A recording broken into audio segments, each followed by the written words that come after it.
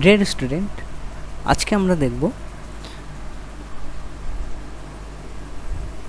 West Bengal board of secondary এডুকেশনের class 8-এর chapter নম্বর 8-এর 5 নম্বর অঙ্কের সমাধান। দেখো বলেছে, পুরো সমাধানটা দেখো। নিচে A B O C D সরলরেখা দুটি সমান্তরাল কিনা কোণের মান দেখে যুক্তি দিয়ে লিখি। দেখো, রোমান হরফের 1-এর আমাদের একটা চিত্র দিয়ে দিয়েছে, 2-তে একটা চিত্র দিয়েছে, নাম্বার 3-তে চিত্র দিয়েছে। এই চিত্রগুলোকে আমাদের সমাধান করতে হবে। দেখো, সমাধান করছি কোশ্চেন নাম্বার 1। দেখো, আমরা চিত্র থেকে পাচ্ছি যে EF ছেদক A B O C D সরলরেখাকে যথাক্রমে পি ও কিউ বিন্দুতে ছেদ করে। দেখো, এখান থেকে আমরা বলতে পারি যে অন্তস্থ কোণের ধারণা থেকে যে কোণ বি পি কিউ এবং কোণ ডি কিউ পি একই পাশের অন্তস্থ কোণের সমষ্টি 180 ডিগ্রি, এটা আমরা জানি। ঠিক আছে, দেখো সেখান থেকে লিখছি কোণ বি পি কিউ প্লাস কোণ D Q P is equal to কোণ, দেখো বি পি কিউর মান হচ্ছে 125 ডিগ্রি আর কোণ ডি পি কিউর মান হচ্ছে 30 ডিগ্রি। 125 ডিগ্রি প্লাস 30 ডিগ্রি যোগ করছি, যোগ করে আমরা পাচ্ছি 155 ডিগ্রি। দেখো, এখানে আমরা যোগ করে বললাম 155 ডিগ্রি, আমাদের সমষ্টি হওয়ার কথা ছিল 180 ডিগ্রি, হয়নি। দেখো, সেখান থেকে আমরা বলতে পারি যে কোণ বি পি কিউ এবং কোণ ডি কিউ পি একই পাশের অন্তস্থ কোণ দুটি পরস্পর সম্পূরক কোণ বা 180 ডিগ্রি নয়। তাহলে সেখান থেকে আমরা জেনে পেলাম যে 180 ডিগ্রি নয়। তাহলে সেখান থেকে সুতরাং কোণ A B O C D সরলরেখা দুটি সমান্তরাল নয়। তাহলে এটা হচ্ছে প্রথম 1 নম্বর অঙ্কের সমাধান হয়ে গেল। এবার আমরা যাচ্ছি 2 নম্বর অঙ্কের সমাধানে।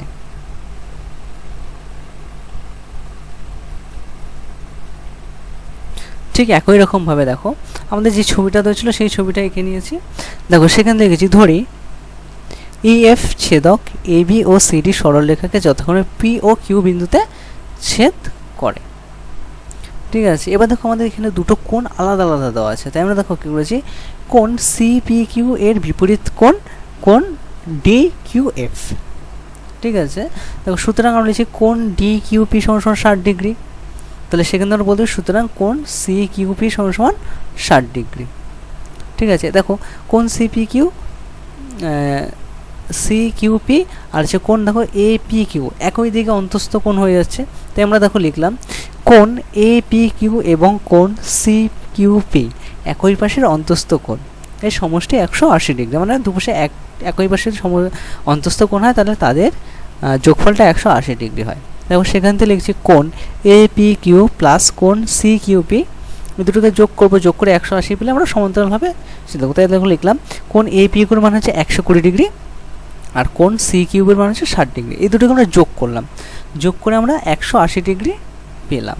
তাহলে আমরা দেখো সেখান থেকে 180 ডিগ্রি পেয়ে গেছি, তাই দেখো সেখান থেকে লিখছি কোণ এ পি কিউ এবং কোণ সি কিউ পি একই পাশে অন্তস্থ কোণ দুটির পরস্পর সম্পূরক কোণ বা 180 ডিগ্রি পেয়েছি। তাহলে সেখান থেকে আমরা বলতে পারি সুতরাং A B O C D সরলরেখা দুটি সমান্তরাল। এটা হচ্ছে আমাদের কোশ্চেন নম্বর 5-এর 2-এর সমাধান। আমরা নেক্সট যাচ্ছি 5-এর 3-এর সমাধানে।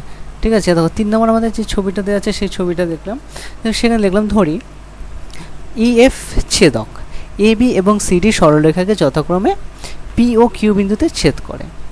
সুতরাং কোণ ই পি বি প্লাস কোণ বি পি কিউ সমান 180 ডিগ্রি। এটা আমরা পেলাম কোথা থেকে, আমরা যদি সম্পূরক কোণ পাই সেই ধারণার থেকে আমরা সেটা সেখান থেকে আমরা এটা লিখলাম। দেখো, তাহলে লিখলাম অর কোণ B P Q is equal to 180 degree minus কোণ ই পি বি।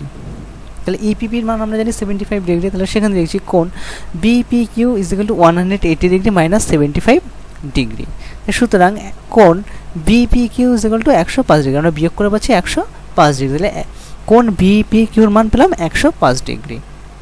ওকে, আবার দেখো জানি যে কোণ বি পি কিউ ও কোণ ডি কিউ এফ এই দুটো হচ্ছে পরস্পর অনুরূপ কোণ, ঠিক আছে, পরস্পর অনুরূপ কোণ। তাহলে দেখো সেখান থেকে আমরা লিখতে পারি, তো সুতরাং কোণ বিপিকিউ ইজ ইকুয়াল টু 105 ডিগ্রি পেয়েছে, আর আমাদের এখানে দেওয়া আছে কোণ ডিকিউএফ এর মান 95 ডিগ্রি। তাহলে দুটোর সমান নয়, তাহলে এখানে সুতরাং কোণ বিপিকিউ নট ইজ ইকুয়াল টু কোণ ডিকিউএফ। তাহলে আমরা সেখান থেকে বলতে পারি সুতরাং এ বি ও সিডি সরলরেখা দুটি পরস্পর সমান্তরাল নয়।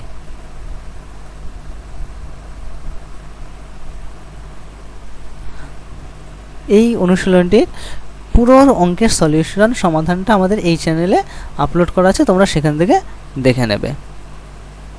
Thank you.